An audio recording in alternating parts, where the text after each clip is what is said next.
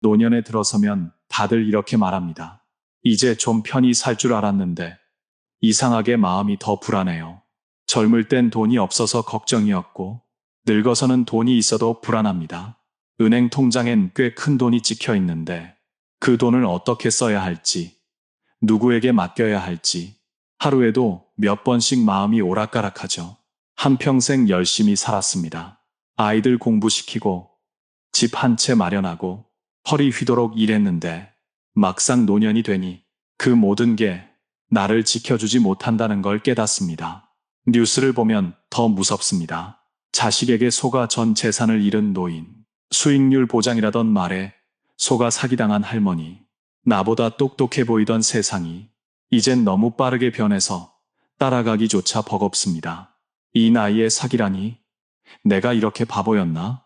그렇게 자책하고 누군가는 사람을 원망하고 또 누군가는 조용히 세상과 거리를 둡니다. 하지만 진짜 문제는 돈이 아니라 방식에 있습니다. 돈이 많다고 안전한 게 아닙니다. 흐르지 않는 돈은 썩고 멈춰있는 돈은 언제든 사라집니다. 오늘 영상에서는 왜 노년의 목돈이 축복이 아니라 시험이 되는지, 그리고 늦지 않게 인생을 지켜낼 방법은 무엇인지 조용히 그러나 깊게 이야기 나눠보려 합니다. 끝까지 보신다면 당신의 노후가 한결 가벼워지고 마음이 단단해지는 계기가 될 겁니다. 함께 생각해 볼까요? 지금 인생 후반전의 지혜를 시작합니다. 조용히 좋아요와 구독으로 함께 걸어가 주세요. 이 작은 클릭이 당신의 노후를 더 단단하게 만듭니다. 박영호 씨는 수원 영통에 살고 있는 73세 평범한 노인입니다. 은퇴 전까진 성실한 공무원이었고 큰 빚도 없이 살았습니다. 퇴직금을 포함해 은행 잔고엔 3억 원이 넘게 남았고 오랜 세월 모은 적금도 있어 누가 봐도 안정된 노후였습니다. 그런데 요즘 그는 잠을 잘 이루지 못합니다. 새벽마다 깨서 통장을 들여다봅니다. 이 돈을 어디에 두어야 안전할까? 금리는 오르락 내리락. 사람들은 이건 투자 기회야 라고 유혹하지만 그 말 속 어디까지가 진심인지 그는 알 수 없습니다. 돈이 많아도 불안한 사람들, 이것이 바로 노년의 역설입니다. 젊을 땐 돈이 없어서 불안했고 이제는 돈이 있어서 더 불안합니다. 혹시 누가 내 돈을 노리면 어쩌지? 이 돈이 내 건강보다 먼저 사라지면 어떡하지? 그 걱정은 통장 숫자가 많을수록 더 커집니다. 은행 직원이 전화를 걸어 고객님, 더 좋은 상품이 있습니다. 라고 하면 왠지 불안해서 예금도 옮기지 못합니다. 심지어 아들이 아버지, 잠깐 급해서 라며 말을 꺼내면 마음 한쪽이 철렁 내려앉습니다. 내가 이렇게 의심 많은 사람이었나? 그는 스스로를 자책합니다. 하지만 이건 그만의 문제가 아닙니다. 대한민국의 60대 이상 절반이 돈이 있어도 마음은 늘 불안하다고 답했습니다. 왜일까요? 그 이유는 단순합니다. 평생 일하며 쌓은 돈이 흐르는 돈이 아니기 때문입니다. 움직이지 않는 돈은 언제든 빼앗길 수 있고 지켜야 하는 돈은 결국 마음을 지치게 만듭니다. 한때는 자식들에게 의지할 수 있을 거라 믿었지만 요즘 젊은 세대는 자신들도 버겁습니다. 월세, 대출, 육아비, 그들의 삶은 팍팍하고 노부모의 생활비까지 감당하기엔 벅찹니다. 그런데도 뉴스는 이렇게 말합니다. 대한민국 노인 자산 총액은 사상 최대. 이 말만 들으면 풍요로워 보여도 그 속엔 흐르지 않는 자산과 쓰지 못하는 돈이 대부분입니다. 집값은 올랐지만 현금은 말랐고 그 돈은 마음속에 불안을 키우는 씨앗이 됩니다. 박영호 씨는 오늘도 혼잣말을 합니다. 내가 정말 부자인 걸까? 아니면 불안한 가난뱅이일까? 이 질문이 바로 노년의 진짜 현실입니다. 박영호 씨는 가끔 이런 생각을 합니다. 평생 일했는데 왜 이렇게 불안할까? 그는 20대 초반부터 한평생을 국가와 가족을 위해 살았습니다. 새벽 첫 버스를 타고 출근했고 아침밥 대신 편의점, 삼각김밥으로 때웠습니다. 퇴근 후엔 또 야근, 주말엔 애들 학원비 걱정에 쉴 틈이 없었습니다. 그렇게 쉰 날보다 일한 날이 더 많았던 세월이었죠. 그런데 지금 남은 건 퇴직금 몇 억, 그리고 늘어가는 병원 영수증뿐입니다. 평생 일했는데 왜 이렇게 불안할까? 이 질문은 영호 씨만의 것이 아닙니다. 그의 세대, 1950, 60년대생 대부분이 같은 한숨을 쉽니다. 나라가 가난하던 시절 그들은 일했습니다. 기업을 키우고 아파트를 지었고 도로를 닦았습니다. 한강의 기적이라는 말 뒤에는 그들의 땀과 허리가 있었습니다.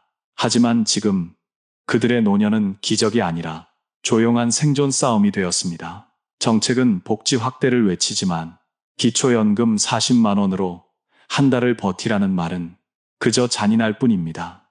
병원비는 오르고 전기세도 오르고 마트 장바구니엔 물건이 절반밖에 안 들어갑니다. 평생 세금 내고 나라 위해 일했는데 왜 늙어서까지 이렇게 초라해야 합니까? 영호 씨의 목소리는 떨렸습니다. 그의 세대는 부모를 부양했고 자식의 등록금을 책임졌습니다. 그러나 지금은 자식에게 미안하다는 말을 더 자주 합니다. 자식 세대 역시 버겁기 때문이죠. 결혼도, 출산도, 집 한 채 마련도 어려운 세상에서 노부모의 노후까지 떠안으라니 그들에게도 여유가 없습니다. 그래서 세대 간의 온도차는 점점 커집니다. 젊은 세대는 부모 세대가 집값 올려놓았다고 말하고 부모 세대는 우리가 나라를 일으켰다고 말합니다. 결국 서로의 상처만 커지는 겁니다. 이 불공평한 현실 속에서 박영호 씨는 점점 말수가 줄었습니다. 누구에게도 하소연할 수 없기 때문입니다. 아내는 괜히 속상한 소리 하지 말아요라며 말을 피하고 자식들은 요즘 바빠서 나중에 얘기해요 라며 전화를 끊습니다. 결국 그는 조용히 말합니다. 우린 나라를 살렸지만 이젠 누구도 우리를 기억하지 않네요. 그 말엔 분노와 허무가 섞여 있었습니다. 하지만 영상의 이 시점에서 우리가 함께 생각해야 할 건 원망이 아닙니다. 그토록 열심히 살아온 인생이라면 이제 남은 건 누군가를 탓하는 삶이 아니라 나 자신을 다시 세우는 삶이어야 합니다. 아직 늦지 않았습니다. 우리가 배워야 할 건 노력이 아니라 방식입니다. 이제부터는 땀으로가 아니라 지혜로 자신을 지켜야 할 시간입니다. 우리 집이 이제 감옥이 된 것 같아요. 박영호 씨의 아내 정미자가 어느 날 이렇게 말했습니다. 결혼 45년 만에 마련한 이 아파트는 둘에게 인생의 상징이었습니다. 아이들 키우고 대출 갚고 수십 년간 허리띠 졸라가며 지켜온 단 하나의 성이었죠. 하지만 지금 그 집은 두 사람을 점점 고립시키고 있었습니다. 부동산의 덫, 집 한 채가 나를 가둔다. 예전엔 집이 자부심이었는데 이젠 걱정거리입니다. 관리비는 매년 오르고 엘리베이터 수리비, 정화조 교체비, 이런저런 비용이 한 달에 60만 원을 훌쩍 넘습니다. 연금은 70만 원인데 생활비는 이미 그 이상이죠. 팔고 싶어도 팔 수 없습니다. 이 나이에 어디로 이사가요? 전세 세입자 구하기도 힘든데 이런 현실적 이유들이 두 사람을 아파트 안에 묶어두었습니다. 게다가 주변 시선이 무섭습니다. 겉으론 영통 30평 되면 부자네 하지만 실상은 냉장고 안이 비어있는 날도 많습니다. 자산가라는 말 뒤에 숨어있는 건 현금이 없는 노후의 진실입니다. 최근 통계에 따르면 한국 65세 이상 노인의 자산 중 70% 이상이 부동산입니다. 하지만 그중 절반 이상이 거주 중인 집입니다. 즉, 팔지도 못하고 쓰지도 못하는 자산입니다. 이게 바로 노후의 함정, 부동산 착각입니다. 영호 씨는 이렇게 말했습니다. 우리 세대는 집만 있으면 걱정 없을 줄 알았어요. 그런데 지금은 그 집이 나를 가두고 있네요. 아내는 조용히 고개를 끄덕였습니다. 그리고 덧붙였습니다. 집은 그대로인데 사람은 점점 작아지는 것 같아요. 그 말은 단순한 탄식이 아니었습니다. 한국의 노년층이 느끼는 공통된 감정, 갇혀있는 삶의 표현이었습니다. 이 집이라는 공간이 더 이상 안전하지도 따뜻하지도 않게 된 이유는 돈의 흐름이 멈췄기 때문입니다. 모든 것이 집 안에 묶여 있으니 마음도 함께 묶여버린 겁니다. 그러나 여기서 끝이 아닙니다. 박영호 씨는 최근 새로운 생각을 시작했습니다. 이 집을 팔 수는 없어도 이 집으로 연금을 만들 수는 있지 않을까? 그는 주택연금 제도를 알아보기 시작했습니다. 집값의 일부를 매달 연금처럼 받는 방식. 처음엔 낯설고 복잡했지만 곧 깨달았습니다. 이건 팔지 않고도 내가 지켜온 집으로 나를 지킬 수 있는 방법이구나. 그때 그는 비로소 웃었습니다. 집이 감옥이 아니라 다시 삶의 도구가 될 수도 있다는 사실을 알았으니까요. 어느 날 박영호 씨의 휴대전화가 울렸습니다.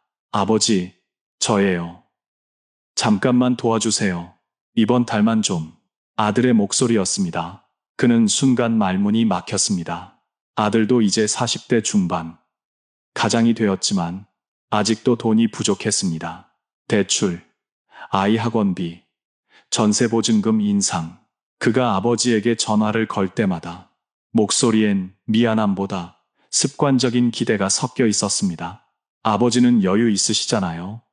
통장에 돈 있잖아요. 그 말 한마디에 영호 씨의 심장이 철렁 내려앉았습니다.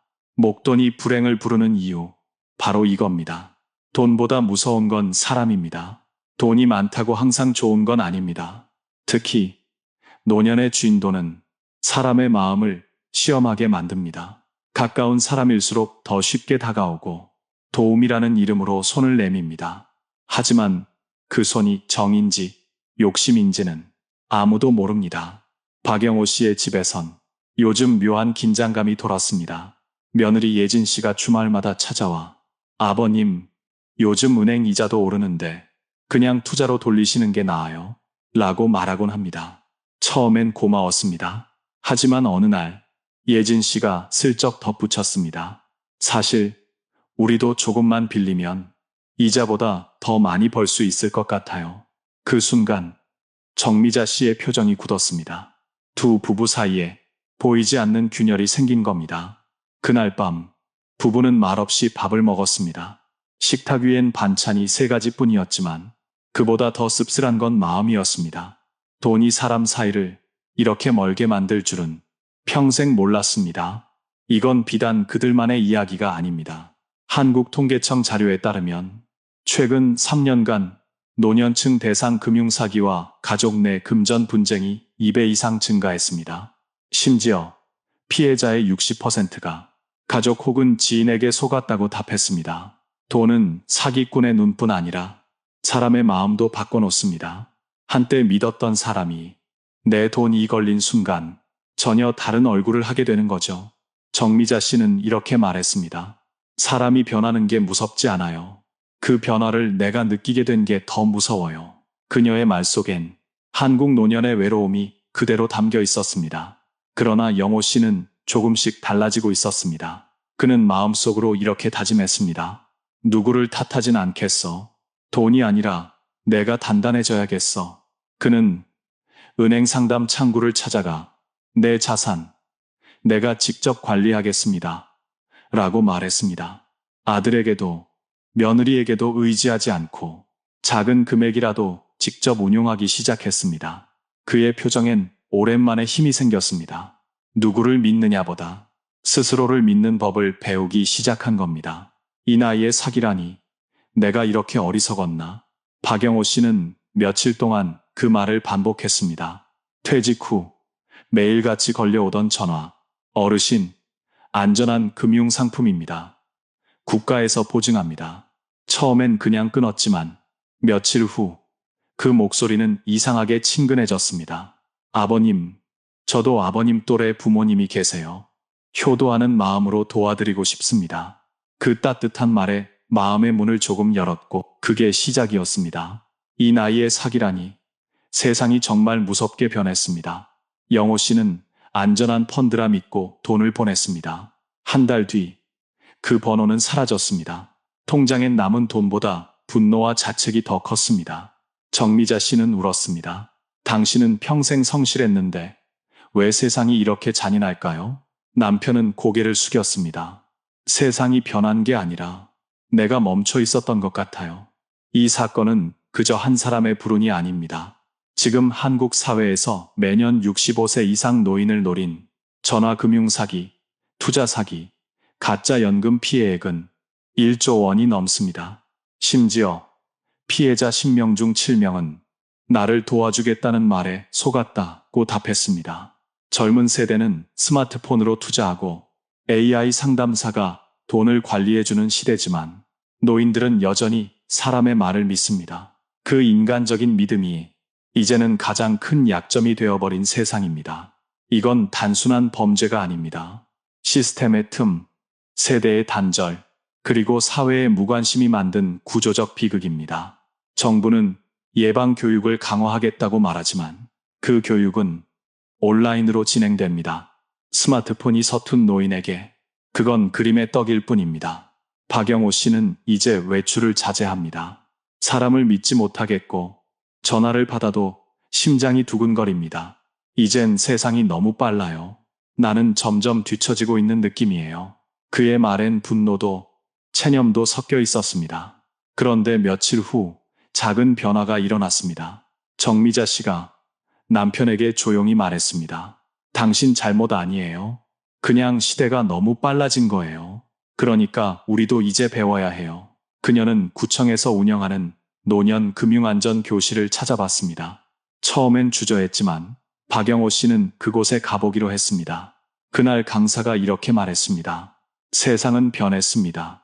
하지만 배우면 두렵지 않습니다. 그 한마디가 박영호 씨의 마음을 조금 풀어주었습니다. 그는 집에 돌아오며 이렇게 중얼거렸습니다.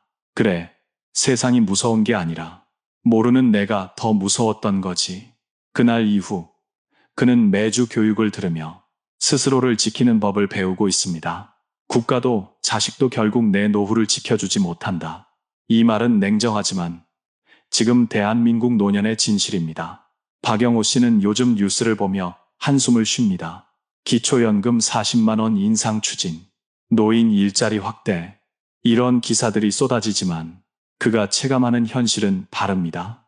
기초연금은 전기요금 내면 절반이 사라지고 병원 2번만 가면 남는 게 없습니다. 일자리는 늘어났다지만 70대 노인이 편의점 새벽 근무를 한다고 진짜 행복해질까요? 그는 조용히 말했습니다. 노인 일자리라기보다 그냥 생존 일자리죠. 국가도 자식도 결국 내 노후를 지켜주지 못한다. 이건 비관이 아니라 현실입니다. 국가의 복지는 늘 한 발 늦고 자식의 형편은 생각보다 빠듯합니다. 아들은 여전히 대출 갚느라 허덕이고 며느리는 육아와 일 사이에서 지쳐 있습니다. 예전 같으면 부모님 걱정 마세요라 했을 자식들이 이젠 아버지 당분간 좀 도와주세요 라고 말합니다. 이건 세대의 잘못이 아닙니다. 시대의 구조가 바뀐 겁니다. 한국은 지금 세계에서 가장 빠르게 늙어가는 나라. 하지만 그 속도만큼 복지는 따라가지 못하고 있습니다. 통계청에 따르면 노인 빈곤율은 OECD 평균의 3배, 노인 자살률은 1위. 그 숫자 뒤엔 국가를 믿었지만 준비하지 못한 세대가 있습니다. 정미자 씨는 하루는 이렇게 말했습니다. 우리 세대는 국가를 믿었고 자식을 믿었어요. 그런데 결국 믿을 건 나 자신뿐이더라고요. 그녀의 말은 단순한 체념이 아닙니다. 그건 눈뜸이었습니다. 박영호 씨는 그제야 깨달았습니다. 이제는 누가 나를 지켜주길 기다릴 게 아니라 내가 나를 지켜야겠구나. 그날 이후 그는 작은 공책을 꺼냈습니다. 매달 고정비를 적고 생활비를 나누어 쓰기 시작했습니다. 예전엔 귀찮다고 미뤘던 재무일기를 이젠 매일 씁니다. 처음엔 단순히 돈을 계산하는 일이었지만 며칠 지나자 마음이 조금 안정되었습니다. 내가 스스로 관리하니 이상하게 불안이 줄어드는구나. 그는 깨달았습니다. 누군가의 도움보다 내 손의 주도권이 훨씬 더 든든하다. 돈보다 중요한 건 흐름이다. 박영호 씨는 어느 날 그 말을 듣고 멍하니 앉았습니다. 은행 직원이 한 말이었지만 그날따라 이상하게 마음에 남았습니다. 그동안 그는 돈은 모아두는 것이라고 믿었습니다. 그래야 안전하다고 생각했죠. 하지만 지금 통장에 찍힌 숫자는 그대로인데 마음은 전보다 더 불안했습니다. 멈춘 돈은 곧 위험하다. 그제야 그는 깨달았습니다. 흐르지 않는 돈은 결국 나를 지치게 만드는구나. 퇴직 후 그는 돈을 거의 쓰지 않았습니다. 혹시라도 병원비가 생길까, 자식이 어려워질까 걱정돼서 늘 아끼고 또 아꼈습니다. 하지만 그렇게 아껴둔 돈은 어느새 걱정의 근원이 되어 있었습니다. 정미자 씨가 조용히 말했습니다. 여보, 우리 이렇게 사는 게 맞아요? 돈은 있는데 마음은 하루도 편한 날이 없어요. 그 말이 가슴을 찔렀습니다. 그제야 그는 깨달았습니다. 돈이 많고 적음이 문제가 아니라 그 돈이 움직이느냐가 문제라는 걸. 한국 노인들의 자산 중 70% 이상이 비금융 자산, 대부분 부동산입니다. 그런데 실제로 생활에 쓰이는 돈은 월 평균 120만 원에 불과합니다. 수십억짜리 집을 가지고도 매일 할인마트에서 1+1 행사를 찾아 헤매는 현실. 그게 지금 한국의 노년입니다.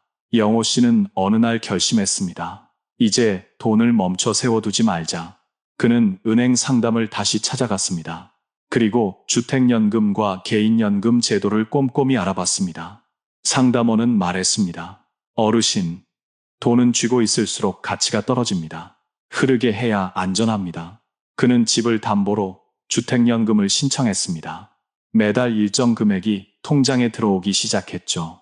처음엔 그저 작은 금액이었지만 그 돈이 만들어주는 심리적 안정감은 컸습니다. 정미자 씨는 웃으며 말했습니다. 이젠 이 돈으로 따뜻한 반찬이라도 사 먹을 수 있네요. 그 웃음은 오랜만이었습니다. 이젠 돈이 무겁지 않은 존재가 되었습니다. 돈이 움직이니 마음이 살아났습니다. 더 이상 통장을 들여다보며 불안해하지 않았고 이제는 그 흐름이 하루의 리듬이 되었습니다.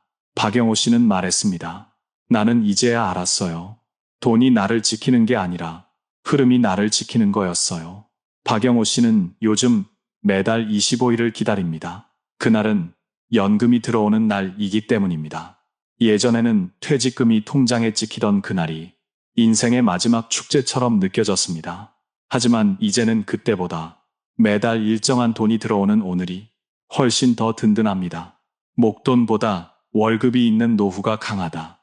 그는 이제 그 의미를 뼈저리게 합니다. 예전엔 큰돈 한 번 받는 게 최고라 생각했습니다. 하지만 목돈은 한 번에 사라집니다. 건강이 나빠지면 병원비로, 자식이 힘들면 지원금으로 언제든 줄어들 수 있는 게 바로 목돈입니다. 반면 매달 꾸준히 들어오는 돈, 그건 단순한 수입이 아닙니다. 그건 마음의 안정감입니다. 정미자 씨는 말했습니다.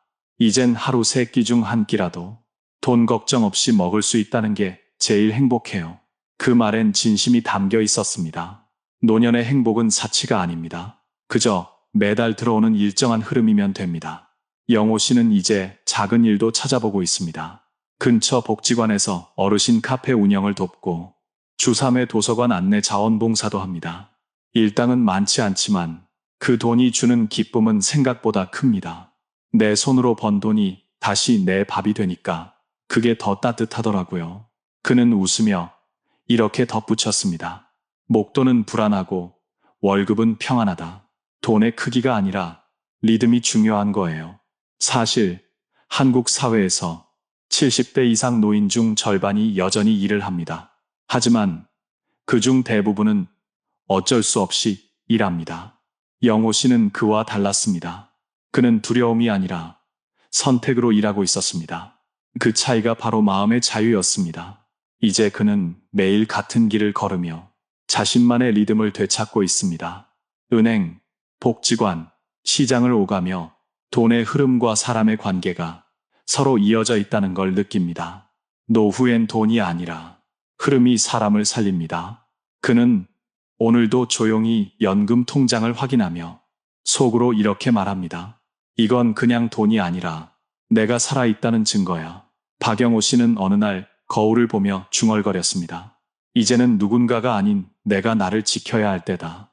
그 말이 입 밖으로 나오는 순간 그는 스스로도 놀랐습니다. 평생 남을 위해 살아온 사람이었기 때문입니다.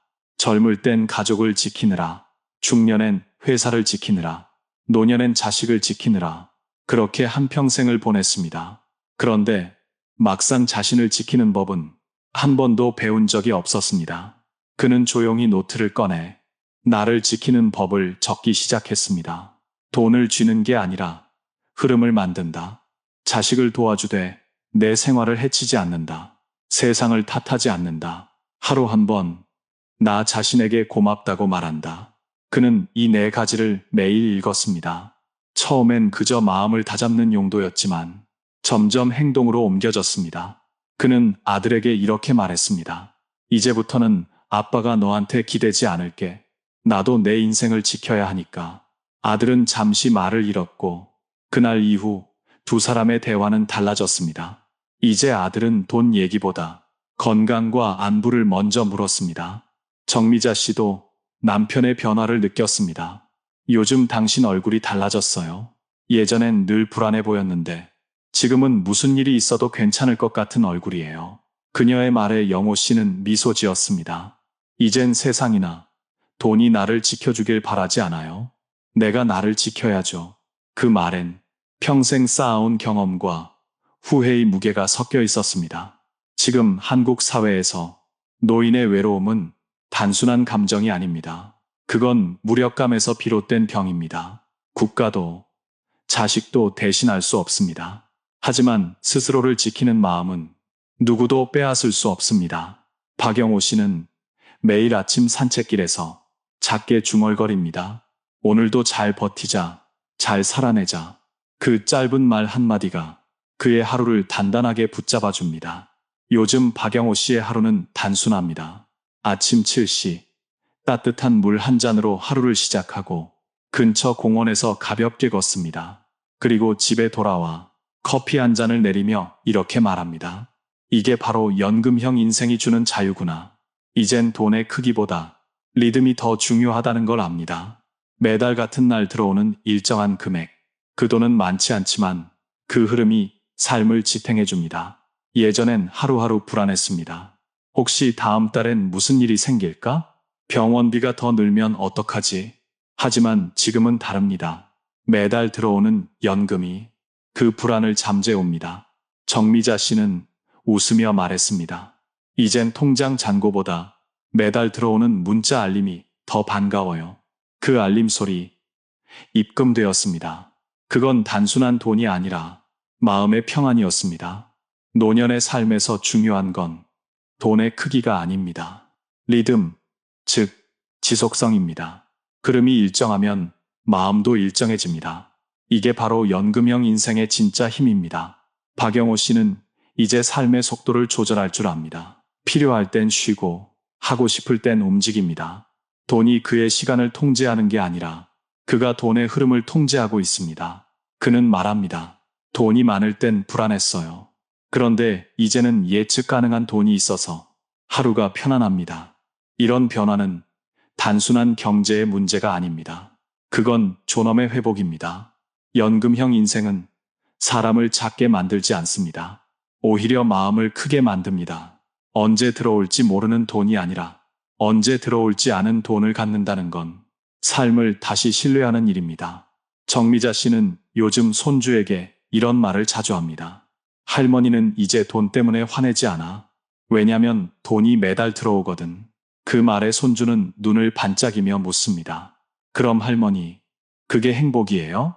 정미자는 미소 지었습니다. 그래, 그게 바로 마음이 흔들리지 않는 행복이야. 박영호 씨 부부의 삶은 화려하진 않지만 안정적입니다. 누가 봐도 평범하지만 그 안엔 조용한 자부심이 있습니다. 그는 말합니다. 내가 만든 리듬이 이젠 나를 지켜줍니다. 늦은 오후, 수원 영통의 햇살이 거실 창가를 비춥니다. 박영호 씨는 커피 한 잔을 앞에 두고 조용히 말했습니다. 결국 목돈은 순간을 지키지만 연금은 인생을 지켜주는 거야. 그 한마디에 그의 인생이 모두 담겨 있었습니다. 한때 그는 목돈을 쥐고 있었습니다. 3억 원의 퇴직금, 평생 지켜온 집, 남들이 부러워하던 자산이 있었죠. 하지만 그 돈은 그를 지켜주지 못했습니다. 오히려 불안을 키웠습니다. 사람의 마음을 흔들었고 가족의 관계마저 어색하게 만들었습니다. 반면 지금 그는 부자가 아닙니다. 통장에 남은 돈은 많지 않지만 그의 마음은 어느 때보다 단단합니다. 왜냐하면 그는 이제 돈을 쥔 사람이 아니라 돈의 흐름 위에 선 사람이기 때문입니다. 정미자 씨는 창밖을 바라보며 미소를 지었습니다. 우리 이제 진짜 평범하게 살아요. 하지만 하루가 고맙고 밥 한 끼가 감사해요.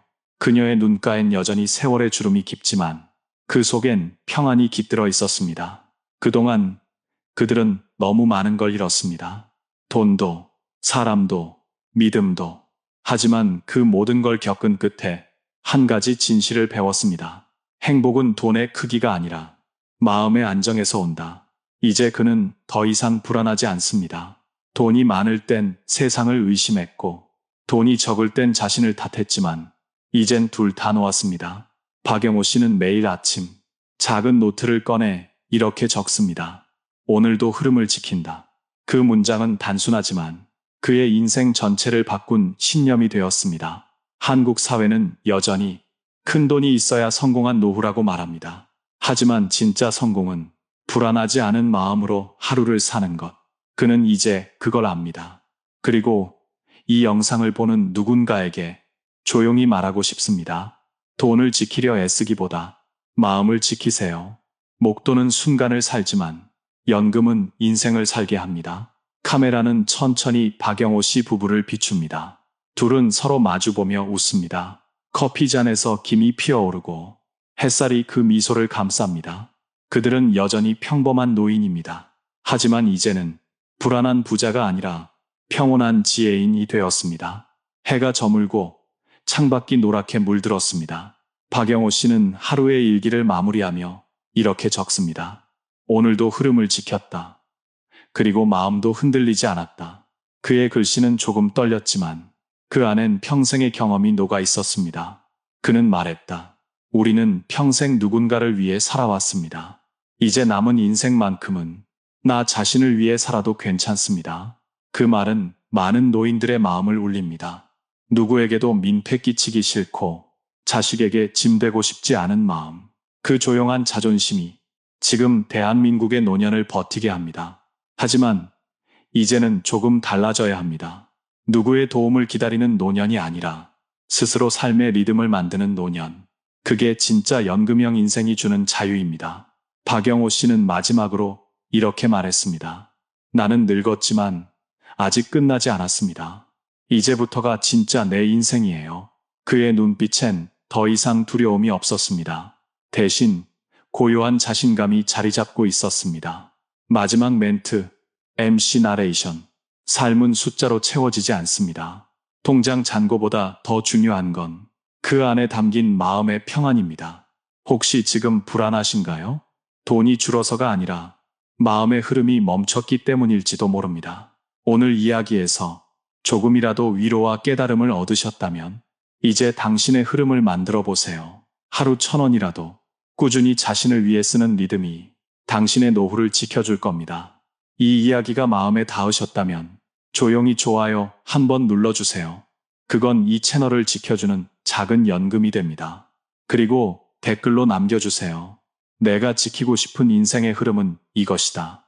여러분의 한마디가 다른 누군가의 마음을 살릴 수 있습니다. 원더풀 인생 후반전. 다음 이야기에서도 당신의 하루가 조금 더 단단해지길 바랍니다. 감사합니다. 감사합니다. 감사합니다. 감사합니다.